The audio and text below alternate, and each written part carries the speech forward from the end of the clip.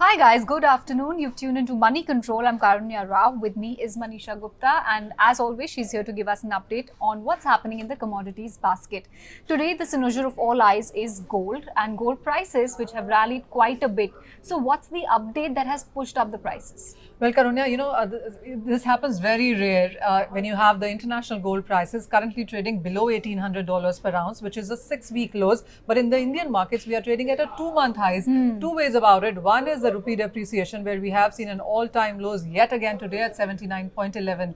And the other thing is the tax increase by a 5%. Now, this is really huge. Markets were anticipating, yes, the way the current account deficit was increasing and the rupee has been declining, and because gold is a non-essential commodity, you could have seen a tax on this, but 5% by any standard is huge. So we have jumped up clearly right up from 12.5% to 15% now, and add to that the 3% GST. So you are at 18%. This is an all-time high tax that you have ever seen in case of gold, and that clearly pinches the consumers for the very near term. Absolutely, and we're seeing that sentimental impact on jeweler stocks, jeweler retail companies. Titan, a blue chip company like Titan, has tanked like what, 4.5% today.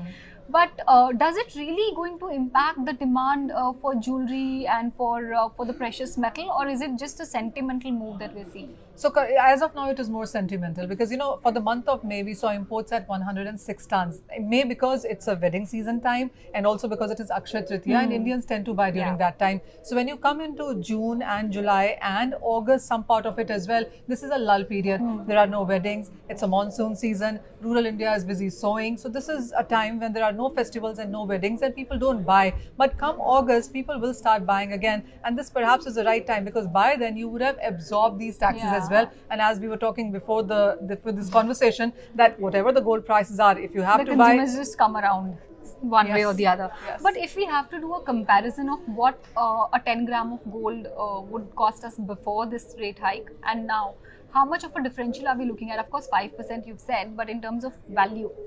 So, it actually makes a difference. If you look at 1 kg, it perhaps is around 2.5 lakh of rupees that we have seen an immediate jump at. So when you look at 10 grams of gold, it perhaps is something like 60 to 80,000 rupees of a jump up that you will see. So yes, it is a big chunk there. But as said, the markets will get used to it. Another important thing here is that every time you see tax rise, we always talk about that, you will see unofficial gold coming in. You will see smuggling of gold coming in because people will try to get away with those taxes. That is something the market tells us is not going to happen this time around. One, you have GST, so every gold is accounted for. Two, there is hallmarking. Three, there is a lot of vigilance which we have seen coming from government on a very stronger side. So you wouldn't see much of gold coming from the unofficial channels. So because the market is more regularized, so you wouldn't see all of those things happening as well. How much do we import when it comes to gold, and how much do we have of our own? So we import almost everything that we consume, and the last couple of years were not so great when it comes to import of gold because of the COVID lockdown restrictions, and gold was not getting imported. People are not even buying. But this year we have seen good gold buying. So when you look at last year in the month of May, for the month of May, it was a double digit of gold import that we saw, something around 20 to 40 tons. So 106 tons of gold being bought in the month of May, and people are stepping out without a mask, buying jewelry. I mean, that has happened after 2 years. And is the reason we have seen the government try to curb it as well. I mean, you would wonder, such a large consumer of gold, but it's all imported. It is all imported. Wow, that's a lot. But of course, like we were discussing, a significant chunk of the money that these jewelry companies make, whether it's Kalyan, Titan, smaller regional players like Thangamile, etc., they make money from high value products. They make money from gems and precious stones, and I think the demand for that cannot be dented beyond a point, because if you have a wedding, if you have an occasion, you will go ahead and just swallow that pill and buy it.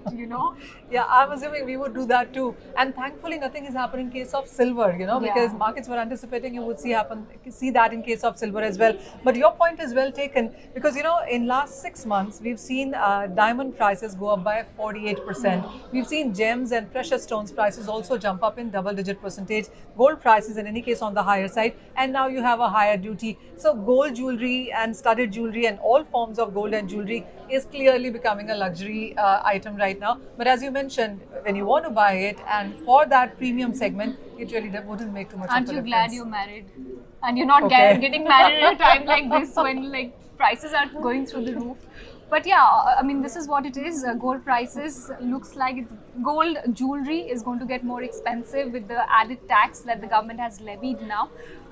That's all we have today. Silver prices though look relatively stable, so perhaps you can consider that for Yes, now. silver is trading at a 2-year lows, by the way, below 60,000 rupees. So I think I'm going to go buy some silver for myself. You love that anyways. Chunk You have, gold for you have now. a preference towards Exactly. So right time perhaps for silver lovers and people who are interested in investing in silver to perhaps look at it as an interesting investment option. For now, we have the update on gold. We'll be back again on Monday with fresh updates on the commodities. Stay tuned to Money Control for more updates.